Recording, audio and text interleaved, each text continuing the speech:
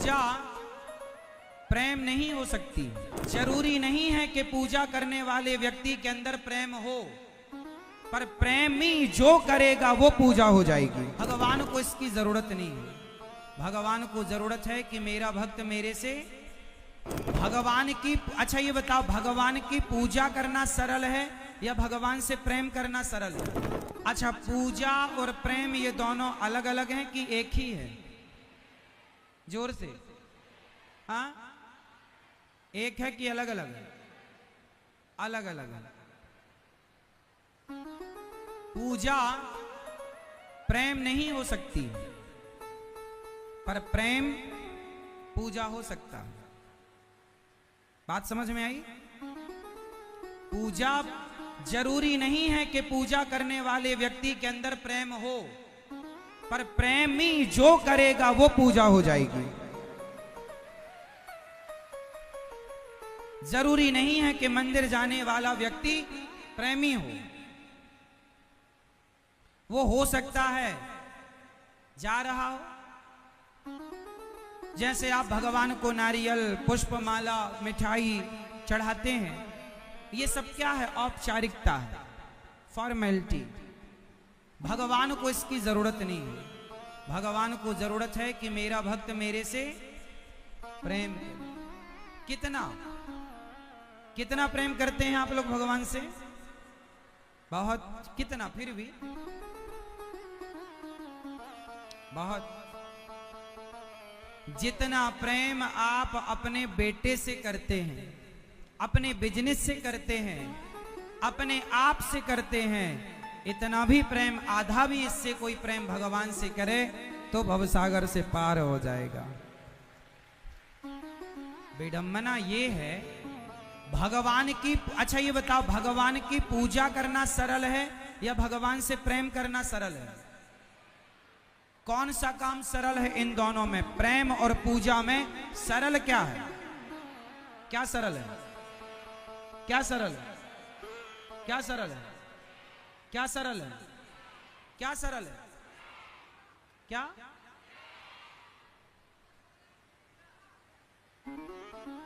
प्रेम सरल नहीं है। प्रेम सरल होता तो सब प्रेमी हो जाते, और जब प्रेमी कोई हो जाएगा तो भगवान तुम्हारे आगे पीछे दौड़ेंगे। भगवान की पूजा करना सरल है, इसलिए लोग पूजा ज्यादा करते हैं। प्रेम करना कठिन है। और रामचरितमानस में क्या लिखा है? राम ही केवल प्रेम प्यारा। भगवान जब भी मिलेंगे तो पूजा के बल पर नहीं, प्रेम के बल पर मिलेंगे। पूजा धरी रहेगी, प्रेम ठाकुर को ग्रहण कर लेता। इसलिए भगवान से प्रेम करो। आज प्रेम करने के बाद आप छिलका रखोगे, छिलका दिया विदुरानी ने तो उसका छिलका देना भी पूजा हो गई। शबरी का बेर खिलाना पूजा हो गई। क्योंकि प्रेम है तो प्रेम के छिलके भी पसंद हैं, बेर भी पसंद है, चावल भी पसंद है। और प्रेम नहीं है तो 56 भोग दुर्योधन का ठुकरा दिया था इसी मेरठ में। इसी हस्तिनापुर में भगवान श्री कृष्ण दुर्योधन के 56 भोग को ठुकरा कर चले थे और विदुर जी के घर जाकर छिलकों का भोग लगाए।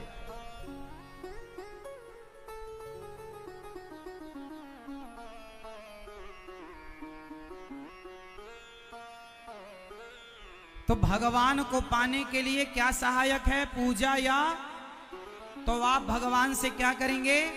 सच्चा प्रेम, सच्चा, दिखावटी नहीं, दिखावा नहीं। अच्छा, आप प्रेम करते हैं भगवान से, प्रेम का प्रमाण क्या है? प्रमाण क्या? आप प्रेम करते, कितने लोग प्रेम करते हैं भगवान से? सब करते हैं। क्या सबूत है आपके पास? क्या सबूत है? जो प्रेम करता होगा भगवान से वो भगवान से प्रेम करने वाला भगवान की याद में रोता जरूर होगा, क्योंकि आप जिससे प्रेम करते हैं उसके लिए आप रोते बहुत। आपका बेटा परदेश चला जाए, साल भर बाद आए तो आप जरूर गले लगा के रोएंगे, मतलब माँ की आंखों में आंसू आ जाएगा, आएगा तो भी आंखों में आंसू आ जाएगा। आप बरसों बाद अपनों से मिले तो गले लगकर आदमी रो पड़ता है। कुछ लोग वृंदावन जाते हैं, बिहारी जी को देखते ही आंखों में आंसू आ जाते हैं। जब आंखों में आंसू आ जाएं, समझ लेना कि आपने प्रेम किया है, और प्रेम में ही रोया जाता है। और रो करके गोपियों ने पुकारा, रो करके भरत जी ने पुकारा, कन्हैया को एक रोज रो कर पुकारा, कृपा पात्र किस दिन बनूंगा तुम्हारा। इसलिए आप अकेले में एक कमरे में बंद होकर जब पूजा करने बैठा करो तो भगवान के प्रेम में रोया करो। अच्छा, क्या कह के रोएंगे, क्या कहना चाहिए? हाथ जोड़ो, मैं तुम्हें बताता हूं। हाथ जोड़िए सब लोग, ध्यान से सुनिएगा। भगवान से क्या कहना है? जब आप आर्त भाव से कहेंगे और हृदय में प्रेम होगा तो आंसू जरूर आएंगे। रोज हाथ जोड़ के, जैसे आप पूजा करिए ना रोज, तो पूजा करो, भगवान को नहलाओ धुलाओ, भोग लगाओ, फिर हाथ जोड़ के जरूर कहना चाहिए, बोलो हे प्रभु, हे श्रीमन नारायण, मैं जैसा हूं, मैं जैसी हूं, आपकी हूं, आपका हूं। हे प्रभु, मैं पापी हूं, अधम हूं, नीच हूं, दुष्ट हूं, खल हूं, कामी हूं, क्रोधी हूं, अभिमानी हूं। हे प्रभु, हम जैसे हैं आपके। हे नाथ, आप ही हमारी माता हो, आप ही हमारे पिता हो। हे श्याम सुंदर, हे पतित पावन, हे करुणा सिंधु, हम पर कब करुणा करोगे? हे नाथ, हमें कब अपना दर्शन दोगे? हे प्रभु, हम जन्म जन्म के पापी हैं, पर जैसे हैं आपके। हे गोविंद, हे गोपाल, हमें आपका ही सहारा है, आपके सिवा हमें किसी का सहारा नहीं। हे नाथ, मैं आपकी हूं, मैं आपका हूं।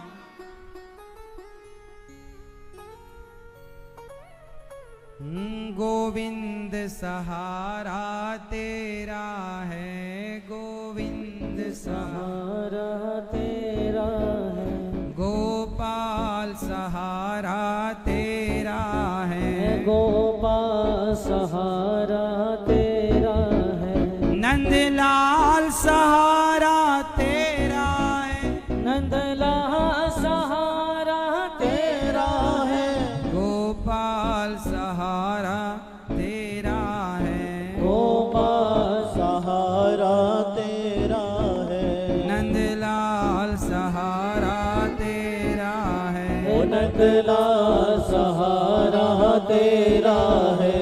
हे गोविंद, हमारा आपके सिवा कोई नहीं है, आप ही हमारे सर्वस्व हो। ऐसी प्रार्थना रोज किया करो और भगवान को टुकुर टुकुर देखा करो, और भगवान के लिए इतना प्रेम हो आपके भीतर, इतना प्रेम हो आपके भीतर कि आपकी आंखों में अपने आप आंसू बरसने लग जाए, अश्रुपात होने लग जाए।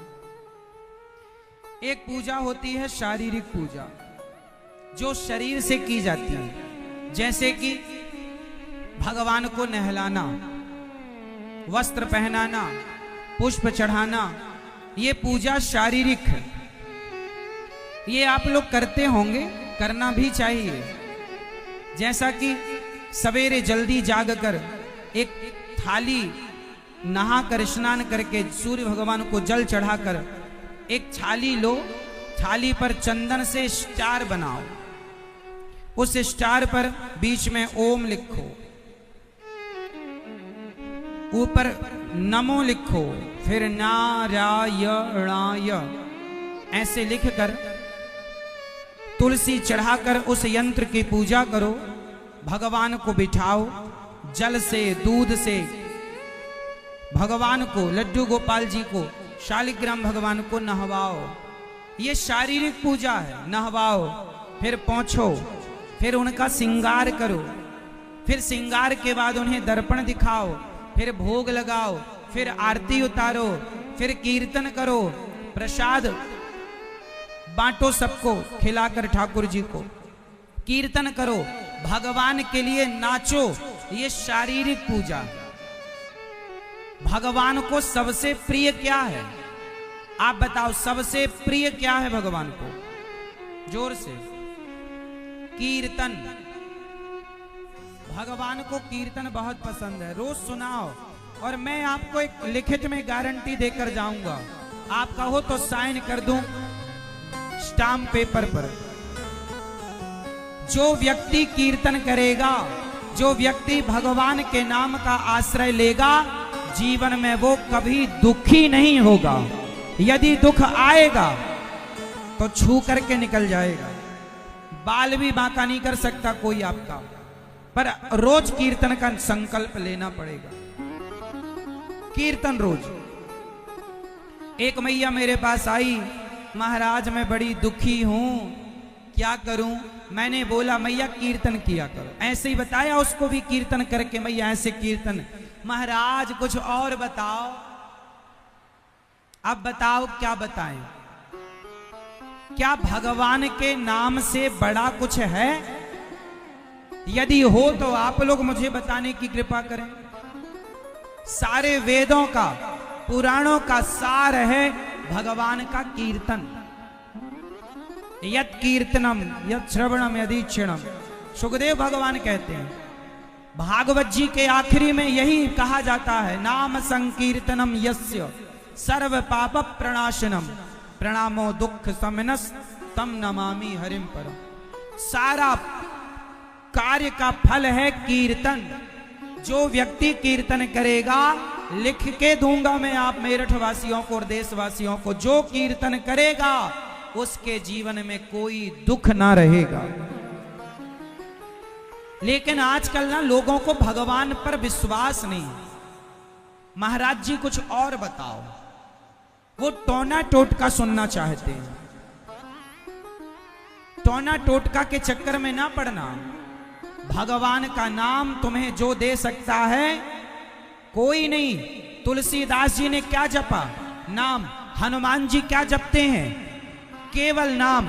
हनुमान जी क्या जपते हैं? केवल नाम। पत्थर पर क्या लिख के डाला गया समुद्र पर? अरे जिस नाम के पत्थर पानी में तर गए, उस नाम का आश्रय हम लेंगे तो क्या हम डूब जाएंगे? भगवान के नाम का बल देखो। मेरठ में किसमें इतनी ताकत है कि वो आप लोगों को इतनी देर तक पानी में खड़ा करके रख सकता? ना कोई नेता आपको इतनी देर खड़ा करके रख सकता था, ना कोई पैसे वाला आपको इतनी देर खड़ा करके पानी में रख सकता था। केवल भगवान के नाम की ताकत है ये देखो, ये ताकत नाम की है। ये भगवान नाम की ताकत है। बताओ कोई नेता खड़ा करके रख सकता है इतनी देर? कोई पैसे वाला आपको खड़ा करके रख सकता था? आप लोगों के पांव पानी में डूब गए, पानी में आप लोग बैठे हैं। बताओ, पानी बरस रहा है, पानी में भीग रहे हैं, पानी में आप बैठे हैं, घुटनों तक पानी आपके पहुंच रहा है, आपके पांव डूब गए पानी में, फिर भी आप सुन रहे हैं। बताओ इससे बड़ी और क्या महिमा होगी भगवान के नाम की? आप लोग यहां क्यों बैठे हैं? केवल भगवान के नाम और कथा के लिए। इसलिए कीर्तन करो, कीर्तन करो। कलयुग केवल, जोर से, कलयुग केवल नाम आधारा। और एक बात बताएं, लोग कीर्तन नहीं करते, नाम जप नहीं करते और कहते महाराज जी हमारा दुख दूर नहीं हुआ। अरे भैया, दीपक जलाओ तो अंधकार अपने आप चला जाएगा। अब आप दीपक ना जलाओ और कहो महाराज जी अंधकार तो जा ही नहीं रहा, मैं दीपक जलाने का सोच रहा हूं, सोचा कि पहले अंधकार चला जाए फिर दिया जलाऊंगा। नहीं, तुम दिया जलाओ, अंधकार फौरन जाएगा तुरंत। उसी तरह तुम कीर्तन का दिया जलाओ, दुख का अंधकार समाप्त तुरंत होगा। तुरंत कीर्तन पर विश्वास, नाम पर विश्वास। कलयुग केवल नाम आधारा, सुमरि सुमरि नर उतरही पारा। ये नाम की महिमा, नाम में बड़ी ताकत है मेरी मां, इसलिए नाम जप करो रोज। कौन कौन करेगा नाम जप? कीर्तन करो। और फिर कोई दुख रह जाए तो बताना। भगवान के नाम से बड़ा क्या है? राम से बड़ा राम का अंत में निकला यही परिणाम। राम से बड़ा नाम बहुत बड़ा, इसलिए श्रद्धा रखो। 1 करोड़ कम से कम नाम जप कर लो, इसके बाद तुम्हें अपने आप दिखने लग जाएगा कि इसकी महिमा क्या। पर तुम्हें समझाना नहीं पड़ेगा, अभी हमें समझाना पड़ रहा है, फिर तुम्हें समझाना नहीं पड़ेगा, अपने आप तुम दूसरों को समझाओगे भैया नाम जप करो। बड़ी महिमा, भगवान से प्रेम। नाम जप इतना हो प्रेम से कि आंखों में आंसू आते हों, और नाम जप चल रहा श्रीमन्नारायण श्रीमन्नारायण श्रीमन श्री कृष्ण गोविंद हरे मुरारी हे नाथ नारायण वास। कीर्तन चल रहा और आंसू बह रहे हैं। वाह, ऐसे भक्त कहीं मिल जाए तो दंडवत प्रणाम कर लिया करो ऐसे भक्तों को।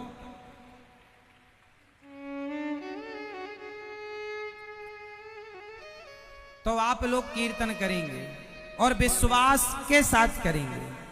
कौन कौन करेगा? सब। तो आप लोग भगवान को कीर्तन सुनाया करो बढ़िया प्रेम से। और पूजा शारीरिक ये पूजा। अब मैं आपको मानसिक पूजा बताऊंगा जो सबसे श्रेष्ठ है। मैं आपको योग श्रोता मान रहा हूं, इसलिए वो सारी चीजें आपको बताऊंगा जो आपका कल्याण करने में आपकी सहायता करेंगे। सब लोग अपने नेत्रों को बंद करेंगे जब मैं कहूंगा। शांति से बैठ जाइए, या खड़े हैं तो खड़े होकर, बैठे हैं तो बैठकर ध्यान पूर्वक सुनिएगा। ध्यान दो। मानसिक पूजा सर्वश्रेष्ठ पूजाओं में एक है। जंगल में जो साधु संत, गुफाओं में जो साधु संत हैं, वो केवल मानसिक पूजा करते हैं। वहां कोई मंदिर होता नहीं है, जंगलों में कोई विग्रह होता नहीं है, वहां तो केवल मानसिक पूजा। वो क्या होती है वो मैं आपको सुनाता हूं। चलो सब लोग सावधान हो जाइए, सब तरफ से मन हटा लीजिए, सब जगह से मन हटाइए और केवल मेरे शब्दों पर मन को केंद्रित कीजिए। आंख बंद कर लो सब लोग, जहां हो वहीं से नेत्र बंद करो, सब नेत्र बंद कर लो। और अब जो मैं कहूंगा वही आप लोग करेंगे। अर्थात जो मैं कहूंगा वो इमेजिन करना, कल्पना करना, भाव में डूबना। जो मैं कहूंगा वो आप करिएगा मानसिक। चलो आंखें बंद करो। सबसे पहले हम सभी चलते हैं वृंदावन। अब भाव बनाओ कि हम सब वृंदावन जा रहे हैं। अब वृंदावन हम पहुंच गए।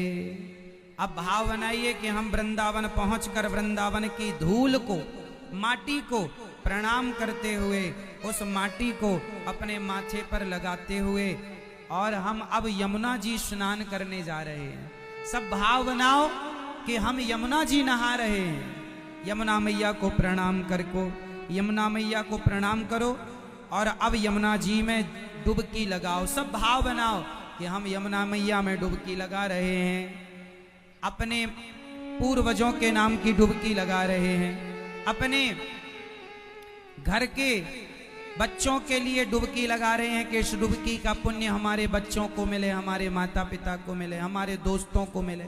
सबके नाम की आप डुबकी लगाकर यमुना जी में अब आप भाव बनाइए कि आप यमुना जी के बाहर आकर अब आप लोग कपड़े बदल रहे हैं। आप सबने स्वच्छ साफ कपड़े पहने। अब भाव बनाइए कि हम यमुना जी का दर्शन करके अब हम लोग सीधा बिहारी जी का दर्शन करने के लिए जा रहे हैं मंदिर।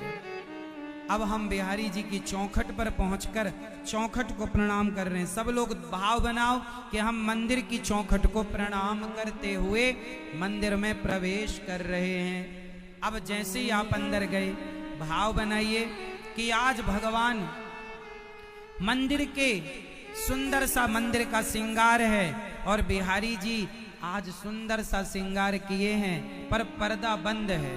अब आप भाव बनाइए कि आप पर्दा खोलने का इंतजार कर रहे हैं कि तभी पर्दा खुला और सुंदर से बिहारी जी की सांवली सी सूरत प्रकट हुई। आप लोग सब बिहारी जी को टुकुर टुकुर देखिए। सब लोग भाव बनाइए कि हमारे सामने बिहारी जी हैं और हम बिहारी जी को देख रहे हैं। उनके सुंदर से घुंघराले बाल देखो, बिहारी जी के मुकुट पर मोर का पंख सजा है। देखो भगवान के सुंदर गले पे सुंदर सी माला पहनी है, ठाकुर जी ने पहन रखी है। देखो भगवान की होंठों को देखिए, मुस्कान को देखिए, गालों को देखिए, आंखों को देखिए, नेत्रों से नेत्र मिलाइए। क्या भगवान कुछ कहना चाहते हैं? फील कीजिए, महसूस कीजिए। भगवान कुछ कहना चाहते हैं आपसे, कुछ बातें करना चाहते हैं। अब भगवान की कमर फिर चरण का दर्शन कीजिए।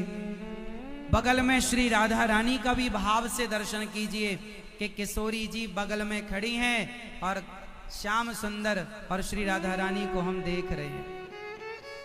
अब सब लोग भाव से सोने का झूला बनवाओ कि सोने के झूले में अब हमने राधा कृष्ण भगवान को श्याम सुंदर को बिठाया और अब हम झूला झूला रहे हैं। सावन का महीना है, सब भाव बनाइए कि सोने के झूले में बिठाकर श्याम सुंदर को और किशोरी जी को हम झूला झूला रहे हैं। सब भाव बनाइए कि झूला झूला रहे हैं आप सब। अब आप लोग भाव बनाइए कि आप लोग भगवान को सुंदर सुंदर मोतीचूर के लड्डुओं का भोग लगा रहे हैं। सब भाव बनाइए कि आप सब भगवान को लड्डू का भोग लगा रहे हैं। सब भाव बनाइए कि अब आप भगवान के चरणों को धुल रहे हैं। राधा रानी के चरण, श्याम सुंदर के चरण, थाली लोटा भगवान के चरण को धुल धुल के आप भाव बनाइए कि हम चरणामृत पी रहे हैं। सब भाव बनाइए, कल्पना कीजिए कि हम भगवान के चरणों को धोकर चरणामृत पी रहे हैं। अब भाव बनाइए कि चरणों को, राधा रानी श्याम सुंदर के चरणों को हम सुंदर वस्त्र से पोंछ रहे हैं।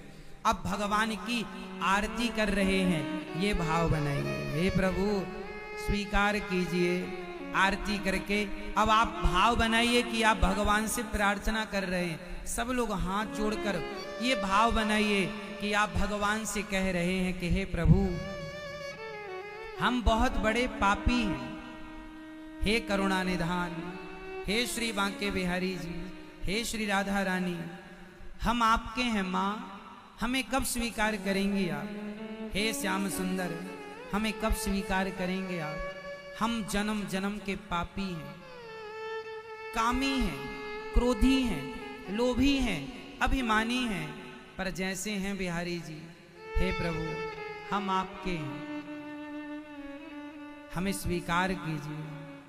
हे प्रभु मेरे हृदय में, मेरे मन मंदिर में आकर बस जाइए। आप ही हमारी माता हैं, आप ही हमारे पिता हैं, आपके सिवा हमारा कोई नहीं है। ऐसी प्रार्थना कीजिए।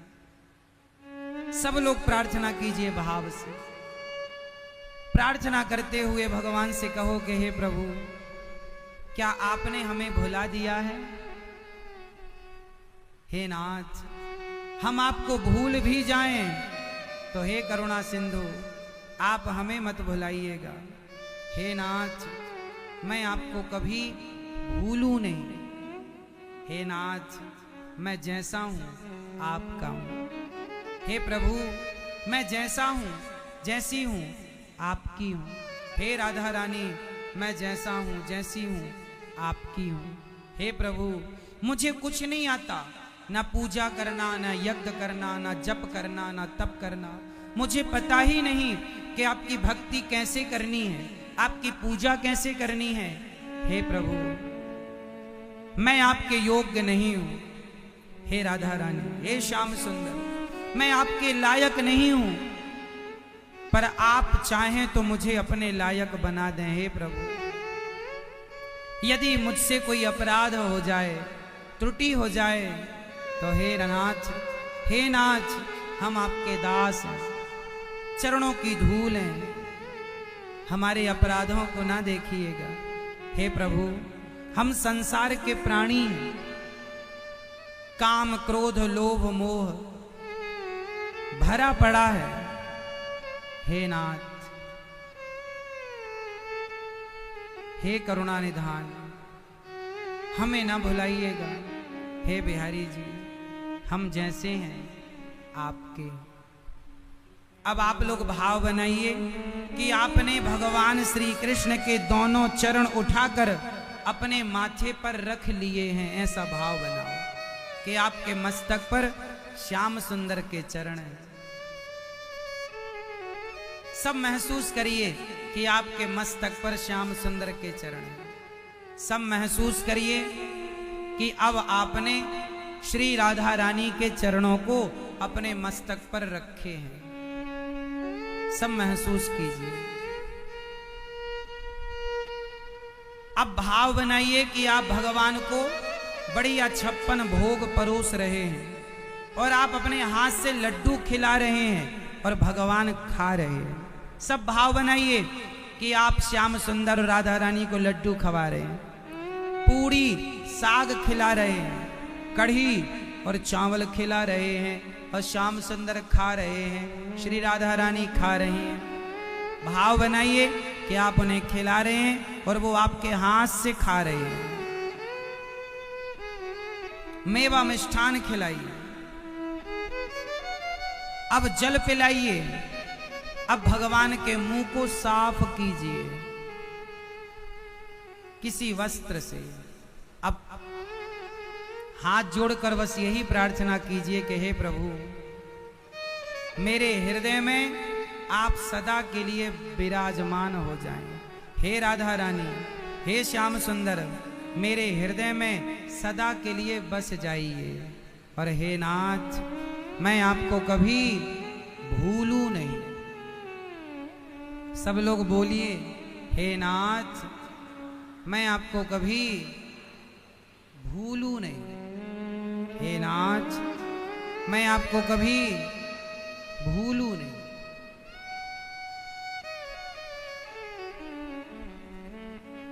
बस ऐसी प्रार्थना, ऐसी पूजा, ऐसी स्तुति आपको रोज करनी है।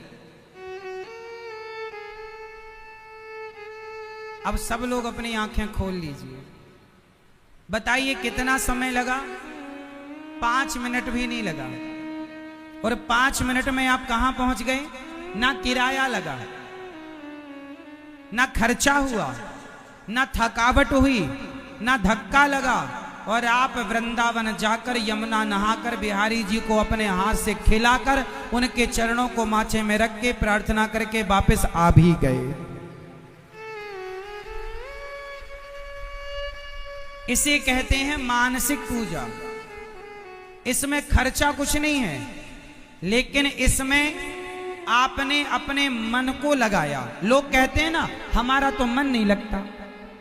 अभी बताओ, इतनी देर में आप में से किसी का मन भटका? बोलो। हमने भटकने के लिए उसे जगह दी ही नहीं। आप लोग मन को भटकने के स्पेस छोड़ के रखते हैं। हमने मन को बिजी कर दिया।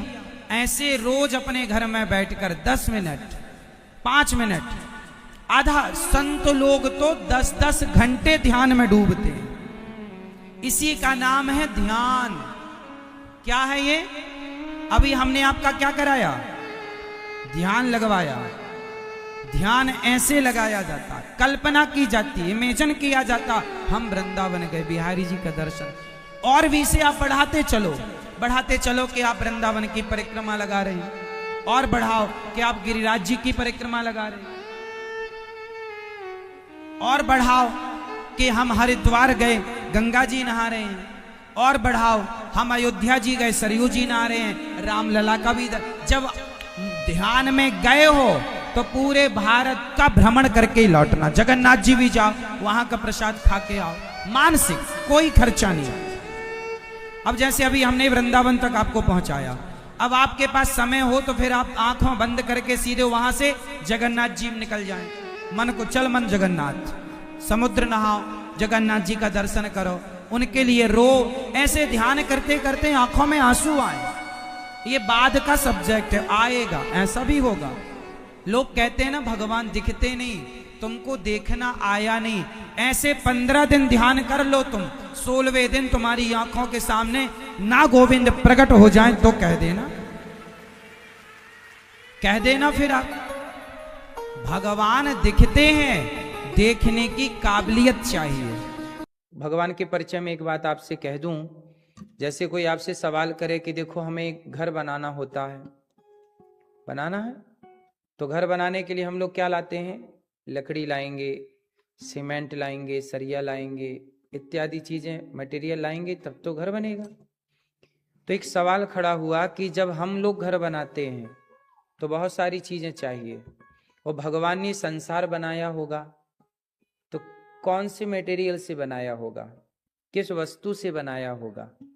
तो इसके उत्तर में आप उत्तर दीजिए, फिर हम बताएंगे कि भगवान ने संसार कैसे बनाया। आपको क्या लगता है ईश्वर ने संसार कैसे बनाया होगा? कहां से चीजें लाई होंगी? कहां से लाए होंगे? आप तो दुकान से ले आते हैं लकड़ी, सीमेंट, सरिया। भगवान ने संसार बनाया तो चीजें कहां से लाई? कहां से लाई बताओ?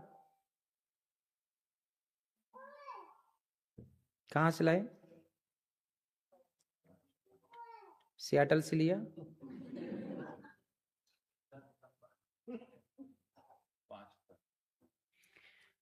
अब इसका उत्तर है, जैसे आपसे ये सवाल कोई कह दे कि भगवान ने संसार बनाया तो चीजें कहां से लाई, तो उत्तर एक ही है कि जैसे मकड़ी देखा आपने? मकड़ी जाला बनाती है, तो मकड़ी जो जाल बनाती है ना, वो एक धागे से बनाती है, धागा होता है ना। अब आप मुझे ये बताइए कि मकड़ी वो धागा कहां से लाती है?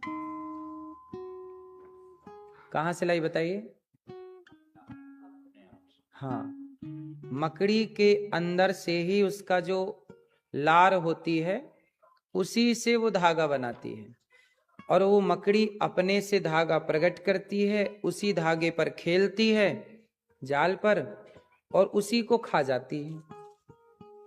तो धागा उसी से प्रकट हुआ, उसी के लिए प्रकट हुआ, और उसी ने ग्रहण कर लिया।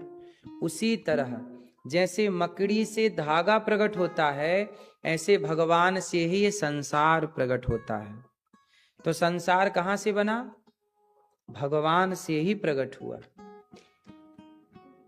तो प्रकट करने वाले भी वही, इस जगत में रमण करने वाले भी वही, रमने वाले मतलब आप हम सबके रूप में वही, और इसे संहार जिसे कहते हैं, 3 चीजें कहते हैं, उत्पत्ति, पालन, संहार। इसी तीनों को मिलाया तो हो गया गॉड। गॉड का फुल फॉर्म क्या हुआ? जनरेटर, ऑपरेटर और डिस्ट्रॉयर। जनरेटर मीन्स सृष्टि उत्पन्न करने वाले ब्रह्मा जी जनरेट कर रहे हैं। ऑपरेटर मीन्स भगवान विष्णु ऑपरेटिंग कर रहे हैं, ऑपरेटर है ना, पालन। और डिस्ट्रॉयर मीन्स भगवान शिव, संहारक। तो इन तीनों को जोड़ा तो 3 हो गए ना, GOD, उत्पत्ति, पालन और संहार। ब्रह्मा विष्णु, इन 3 शक्तियों को ही गॉड कहते हैं। तो ये 3 प्रकार की सृष्टियां हैं। शंकर जी, ब्रह्मा जी उत्पत्ति करते हैं, भगवान विष्णु पालन करते हैं, और शंकर जी सृष्टि का संहार करते हैं। अच्छा, अब आप लोग ये समझाइए कि उत्पत्ति, पालन और संहार, अब ये बताइए कि उत्पत्ति पालन संहार कैसे होता है? हर क्षण क्या है? उत्पत्ति पालन संहार। अच्छा ये बताओ अभी क्या चल रहा है? इस स्थान पर अभी क्या चल रहा है? उत्तर दीजिए। अभी प्रेजेंट में इतनी देर में, जितनी देर में हम चुटकी बजा रहे हैं इतनी देर में क्या चल रहा है? इसमें उत्पत्ति चल रही है कि पालन चल रहा है कि संहार चल रहा है? क्या चल रहा है? हाँ, तीनों चल रहे हैं। कैसे? आइए से सिद्ध करते हैं तीनों कैसे हैं। देखो इतनी देर में आपके शरीर में बहुत सारे सेल बन गए, बहुत सारे सेल समाप्त हो गए। इतनी देर में आप ये बताइए हर क्षण आप बन रहे हैं और हर क्षण आप मिट रहे हैं। पता है आपका शरीर, आपके अंदर बहुत सारे सेल बन जाते हैं और बहुत सारे सेल खत्म हो जाते हैं। इतनी देर में आपका दिल ऑलरेडी धड़क रहा है, इतनी देर में खून दौड़ रहा है, इतनी देर में आपके शरीर में नई चीजें बन रही हैं, पुरानी चीजें समाप्त हो रही हैं। पुरानी त्वचा, पुराने बाल भी पुराने झड़ गए, नए बाल उगाए। ये सृष्टि का क्रम ही तो है। निकलना, उत्पन्न होना, फिर उनका पालन होना। मतलब उत्पत्ति पालन संहार ये हर क्षण चलता, एक साथ चलता, एक रिदम में चलता है। ये रिदम ये चल रही है ना, इसमें तीनों चल रहे हैं। यदि एक भी बैलेंस बिगड़ जाएगा तो नुकसान हो जाएगा। ठीक है, तो ईश्वर की जो सृष्टि है वो सृष्टि कुछ इसी तरह से चलती है, हर क्षण उत्पत्ति। अब देखो इतनी देर, जितनी देर में हमने बातें की आपसे, इतनी देर में चाहे चींटी के, चाहे चिड़िया के, चाहे कोई मनुष्य के, कहीं ना कहीं कोई उत्पत्ति हो गई होगी और इतनी देर में किसी की मृत्यु हो गई होगी। हर क्षण तीनों चीजें चलती हैं और ये तीनों काम करने के लिए भगवान होते हैं। तीनों के अलग अलग काम हैं, तो उन्हीं को कहते हैं गॉड, उन्हीं को कहते हैं जन्माद्यस्य, जन्माद्यस्य यतः। ऐसे भगवान को, सत्य स्वरूप भगवान को हम प्रणाम करते हैं, नमस्कार करते हैं। अब आते हैं प्रश्न पर। पहला प्रश्न है भागवत जी का, मनुष्य का धर्म क्या है? किसका धर्म क्या है? किसका धर्म क्या है? मनुष्य का। मनुष्य का धर्म क्या है? क्या है धर्म मनुष्य का, बताइए। आप मनुष्य हैं, क्या धर्म है मनुष्य का? मनुष्य का धर्म है कि 3 प्रकार की बातें तुलसीदास जी ने कही हैं। मनुष्य का धर्म है परहित सरिस धर्म नहीं भाई, धर्म न दूसर सत्य समाना, और दया धर्म का मूल है। धर्म किसे कहते हैं? धर्म किसे कहते हैं, बताइए।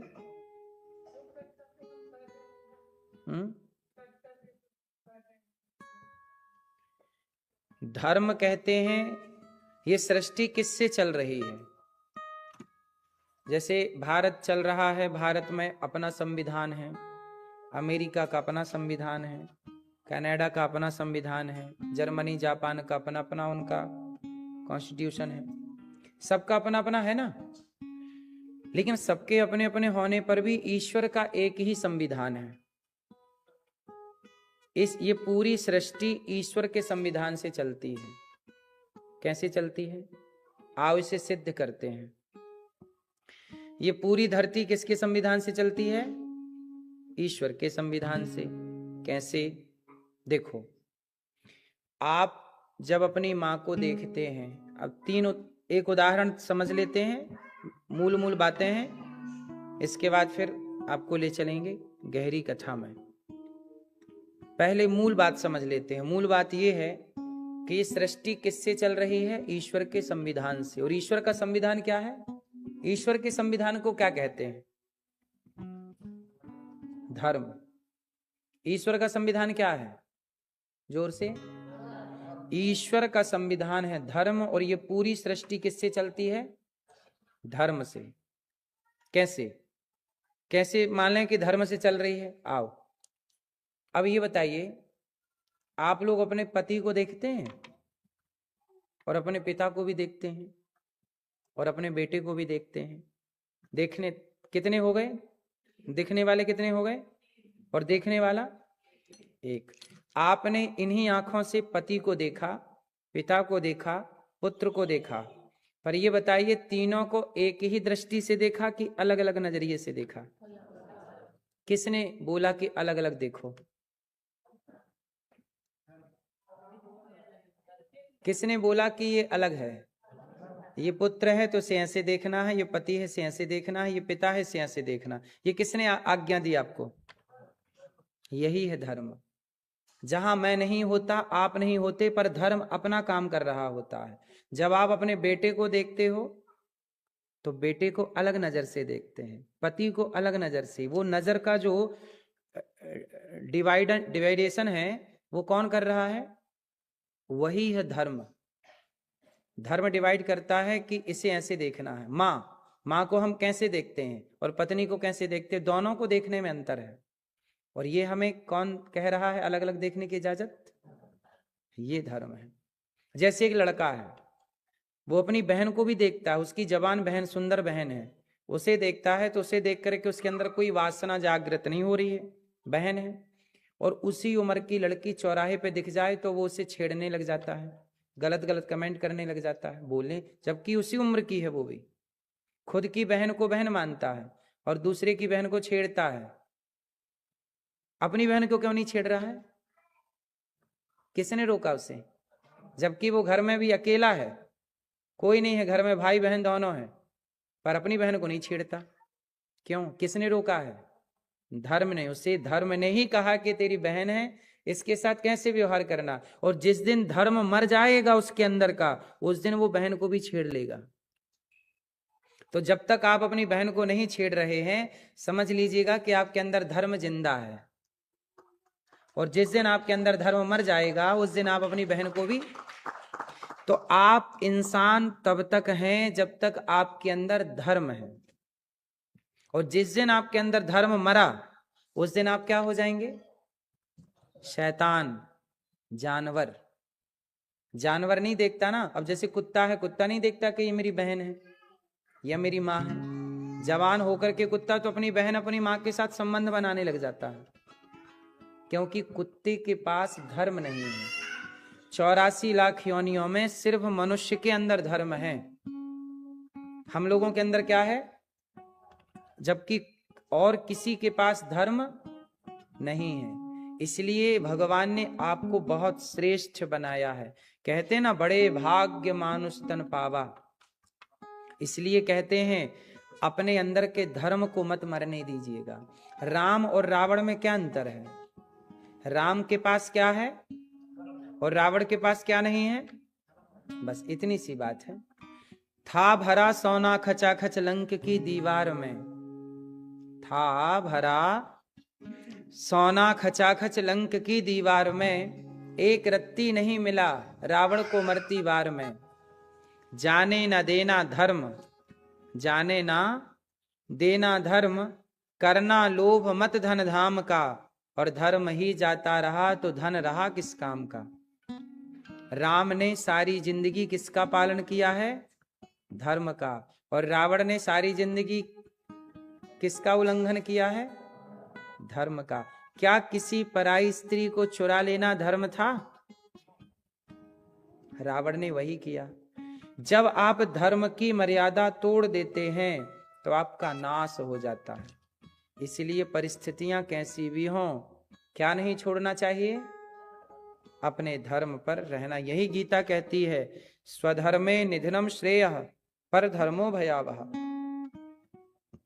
अपने धर्म का परित्याग कभी नहीं कर। आजकल लोग धर्म का अलग ही अर्थ समझते हैं। लोगों को लगता है धर्म मतलब हिंदू मुस्लिम। लोगों को क्या लगता है? धर्म का मतलब हिंदू मुस्लिम। अरे धर्म का मतलब हिंदू मुस्लिम नहीं है। धर्म का मतलब ये है कि आपके अंदर धर्म तो जब आप सबको देखते हैं, ये भी तो धर्म की नजरें हैं। मैं आपको देख रहा हूं, किस नजर से देख रहा हूं? आप मेरी से बड़ी हैं तो आप मेरी माँ हैं, आप मेरे बराबर की हैं, आप मेरी बहन हैं। आप मेरे से छोटी हैं, आप मेरी पुत्री हैं। आपसे पुरुष कोई बड़ा है वो आपका पिता है, बराबर का है, भाई है, छोटा है वो आपका पुत्र है। समाज को देखने की दृष्टि भी धर्म ही देता है। आज यदि धर्म से सब लोग चलने लग जाएं तो चोरी कौन करेगा, गलत नियत से किसी कौन देखेगा। आज समस्या ये है कि संविधान के डर से तो लोग डर रहे हैं, पर धर्म का डर किसी को नहीं है। और आज के 100 साल पहले, 1000 साल पहले जब संविधान कुछ नहीं था, तब व्यक्ति किससे डरता था? धर्म से। पहले डर किसका था? नहीं, हम झूठ नहीं बोलेंगे। भगवान कृष्ण ने कहा, ए अर्जुन गांडीव उठाओ और इसे कर्ण को मार दो। अर्जुन ने कहा, नहीं प्रभु ये अधर्म है। देखो अर्जुन डर रहे हैं। किससे डर रहे हैं? अधर्म से। मैं नहीं मारूंगा। क्यों? अधर्म है। क्योंकि युद्ध का नियम फिक्स हुआ था कि एक योद्धा रथ पर है तो दूसरा योद्धा जब रथ पर होगा तभी आप प्रहार कर सकते हैं। यदि वो रथ से नीचे हुआ तो आप प्रहार, यदि वो निहत्था हो गया है तो आप उस पर प्रहार नहीं। ये नियम बना था, मतलब ये धर्म की मर्यादा बन गई कि भाई हम दोनों को लड़ना तो है पर ऐसे लड़ना है, निहत्थे पे वार नहीं करना। अब जब अर्जुन से भगवान ने कहा कि कर्ण का रथ का पहिया नीचे धंस गया था आखिरी समय पे, अंत में, तो कर्ण निकले, रथ से उतर गए और पहिया उठा रहे थे कि भगवान ने कहा सही मौका है, बाण चला, कर्ण को मार। अर्जुन ने क्या बोला? नहीं प्रभु ये अधर्म है, ये गलत है। भगवान ने बोला नहीं, मैं कह रहा हूं ना ये गलत नहीं है, तू बाण चला। नहीं प्रभु नियम तो खंडित हो जाएगा, योद्धा तो नीचे है रथ से। नहीं नहीं नहीं, क्यों आप अधर्म क्यों करा रहे हैं? कहा कि जब भरी सभा में तेरे पत्नी के कपड़े उतारने का आदेश इसी ने दिया था, द्रौपदी के कपड़े उतार दो, ये किसने आदेश दिया था? दुशासन को। ये कर्ण ने आदेश दिया था। कर्ण ने क्या कहा? द्रौपदी के कपड़े उतार दो और पांडवों के कपड़े भी उतार दो। पांडवों के उतार दिए, अब द्रौपदी के उतारने चला। और द्रौपदी को क्या बोला कि तेरे 5 पति हैं। वहां महाभारत में लिखा है, कर्ण ने कहा था कि द्रौपदी तेरे 5 पति हैं और 5 पति तो किसी वैश्या के हो सकते हैं, तो जैसे तेरे 5 वैसे ही मुझे भी बना ले, मैं छठवा। तो मतलब द्रौपदी की तुलना एक वैश्या से किसने की थी? कर्ण ने। तब भगवान श्री कृष्ण ने कहा कि ये बोल, तू कहता है कि ये रथ के नीचे है, इससे मारेंगे तो अधर्म होगा, तो इसने भरी सभा में जो किया था क्या वो धर्म था? क्या वो धर्म था? नहीं। तो जब ये अधर्म कर चुका है तो अधर्मी को अधर्म से मारना ही धर्म होगा, मार इसे। इसलिए कहा मार। माइनस माइनस क्या हुआ? माइनस माइनस, हाँ, माइनस माइनस प्लस। ऐसे ही अधर्म और अधर्म क्या हुआ? धर्म। अधर्म अधर्म क्या हुआ? तो इसने भी अधर्म किया और इसे भी अधर्म से मारो। अधर्मी को अधर्म से मारना धर्म है, ये कृष्ण की नीति है। अच्छा, इसे हम धर्म से तब मारते जब इसने सारी जिंदगी धर्म किया होता। तो देखो अर्जुन कह रहे हैं कि मैं नहीं मारूंगा क्योंकि ये अधर्म है, पर श्री कृष्ण कह रहे हैं कि ये धर्म है। इसका मतलब ये हुआ धर्म को समझना इतना गूढ़ है कि अर्जुन भी नहीं समझ पाते। धर्म को समझना इतना गूढ़ है, इसलिए पहले सृष्टि, पहले संसार किससे चलता था? धर्म से। और लोग गलत काम करने से डरते थे, लेकिन कर्ण को, दुशासन को, दुर्योधन को, रावण को, इन्हें गलत काम करने से डर नहीं लगा। और जब डर नहीं लगा तो इन लोगों का सर्वनाश हुआ। जो गलत करता भगवान उसे दंड देते। इसलिए ईश्वर की अदालत में न्याय होता है। थोड़ा देर है, अंधेर नहीं है। अब आप लोग बताइए, कर्ण को मारना ठीक था गलत था? सही था। अधर्म से मारा कि नहीं मारा? लेकिन अब वो अधर्म क्या था? वो धर्म था। समझ में आ रही है? अब दूसरा उदाहरण समझिएगा। तो ये सृष्टि धर्म से चलती है। तो मनुष्य का धर्म क्या है? सत्य बोलना, दया करना, परोपकार करना, यही हमारा धर्म है। भगवान के अवतार कितने हैं? कितने अवतार हैं भगवान जी के?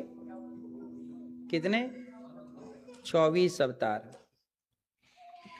भगवान के 24 अवतार हैं। कौन कौन? 5 अवतार बताइए आप।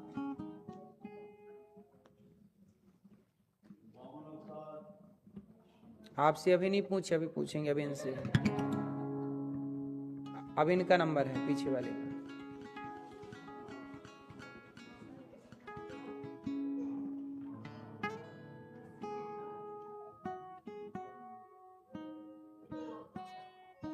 आप बताओ 5।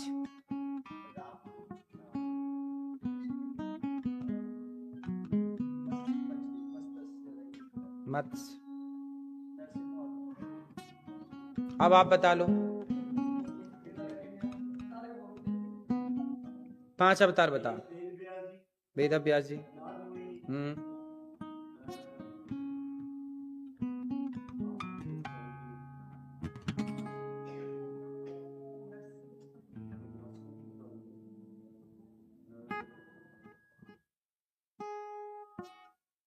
बामन ही कह दो। इतनी देर में तो ट्रेन निकल जाएगी।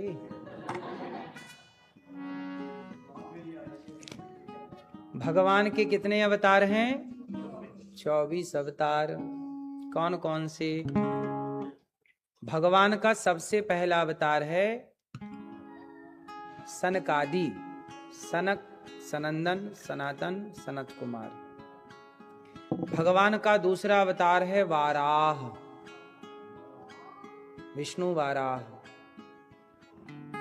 नारायण, नारद, हरि, कपिल देव, श्री राम, हंस, हयग्रीव, मोहिनी, दत्तात्रेय, सुखधाम, नरसिंह, वामन, व्यास जी, ऋषभ देव, कौमार, यज्ञ पुरुष, धनवंतरी, बुद्ध, कल की अवतार, पृथु राजा, बारह, पुनि, कृष्ण चंद्र भगवान, परशुराम, मत्स्य, कमठ। ये भगवान के 24 अवतार हैं। अच्छा, भगवान के हर अवतार के पीछे एक हेतु है। जैसे वाराह भगवान का अवतार हुआ तो वाराह भगवान के अवतार का हेतु था हिरण्याक्ष ने पृथ्वी को चुरा लिया। हिरण्याक्ष ने पृथ्वी को। अब यहां एक सवाल है, पृथ्वी को कोई चुरा सकता है? अब देखो, अब ये किसी वैज्ञानिक से कहो कि भाई भगवान एक राक्षस ने पृथ्वी चुरा ली और चुरा के समुद्र में छिपा दी, वो कहेगा तुम पागल हो। भाई विज्ञान की कसौटी में तो ये खरा नहीं उतर रहा है। पृथ्वी को कैसे चुरा सकता है? लेकिन ये जानकारी अधूरी है। आओ इस जानकारी को पूरा करते हैं। अच्छा ये बताओ, पृथ्वी चुरा ली, चोरी हो सकती है पृथ्वी की? तो कैसे लिखा है कि चुरा ली? और फिर वाराह भगवान आए और यहां रख के, दाढ़ों में रख के पृथ्वी लेके आए। क्या था वो? क्या हमारा सनातन साइंटिफिक नहीं है? वो साइंटिफिक है तो फिर ये क्या है? इसे कैसे समझेंगे? इसे समझने के लिए इसके पहले एक बात समझनी पड़ेगी। जब वो बात समझ में आ जाएगी तो ये बात समझ में आ जाएगी। आओ समझते हैं। अब हनुमान जी को देखो पहले एक बार। देखो हनुमान जी का रूप कैसा है? किस रूप में है हनुमान जी? हनुमान जी किस रूप में है? क्या हनुमान जी वानर हैं? नहीं, हनुमान जी बंदर नहीं है, बंदर के रूप में है।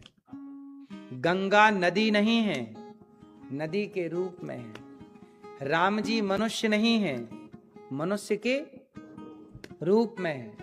कुछ समझ में आया? ऐसे ही जैसे गंगा, अब गंगा तो भीष्म पितामह की मां है, शांतनु जी की पत्नी है, तो नदी किसी की पत्नी कैसे हो सकती है? कॉमन सेंस है ना, सीधी सी बात पूछी जाए तो नदी किसी की पत्नी, पर नदी का वो रूप है, माता अलग है उस रूप से। नदी गंगा मैया अलग है, वो जब चाहे उसमें घुल जाए, मिल जाए, जब चाहे वो अलग हो जाए। समझ में आ रहा है? जैसे राम मनुष्य नहीं है पर मनुष्य के रूप में है। समझ में आ रही है? ऐसे ही धरती माता। अब जैसे धरती, पृथ्वी किसकी पत्नी है? बताइए, पृथ्वी किसकी पत्नी है? विष्णु पत्नी। भगवान श्री कृष्ण की जो तीसरी पत्नी है, तीसरी पत्नी कौन है? पहली पत्नी रुक्मणी जी, दूसरी पत्नी जाम्बवती जी, तीसरी पत्नी सत्यभामा जी। तो जो सत्यभामा है वो पृथ्वी ही है। तो भगवान कृष्ण की तीसरी पत्नी कौन है? धरती माता। और ये धरती माता है। तो धरती का रूप है ये, माता का रूप अलग है, माता अलग है, वो ये रूप अलग है। तो जो हिरण्याक्ष ने चुराया था वो धरती माता को चुराया था, ना कि इस धरती को।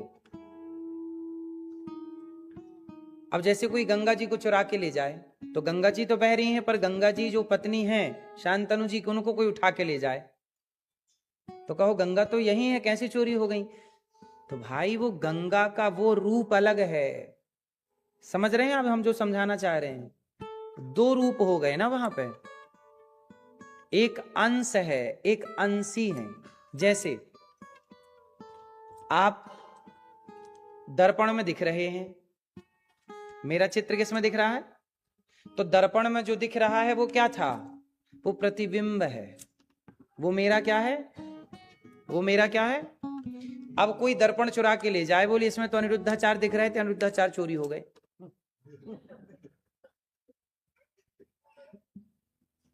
तो दर्पण में जो दिख रहा था वो मेरा क्या था? वो प्रतिबिंब था। बिंब मैं हूं। मैं कौन हूं? बिंब का प्रतिबिंब होता है। ऐसे ही गंगा का एक स्वरूप है, बहती हुई गंगा, पर वो गंगा यथार्थ में अलग है। गंगा सदा भगवान की पत्नी है, लीला के लिए वो किसी की पत्नी हो जाती हैं। ठीक है, इसकी कथा है। एक बार लड़ाई होगी, भगवान श्रीमन नारायण के चरण लक्ष्मी जी दबा रही थी। तो अब आप लोग कहेंगे जैसे सरस्वती जी हैं। सरस्वती जी किसकी पत्नी है? किसकी? ब्रह्मा जी की। पर सरस्वती जी भगवान नारायण की ही पत्नी है। क्यों? क्योंकि भगवान नारायण से ही तो ब्रह्मा जी प्रकट हुए।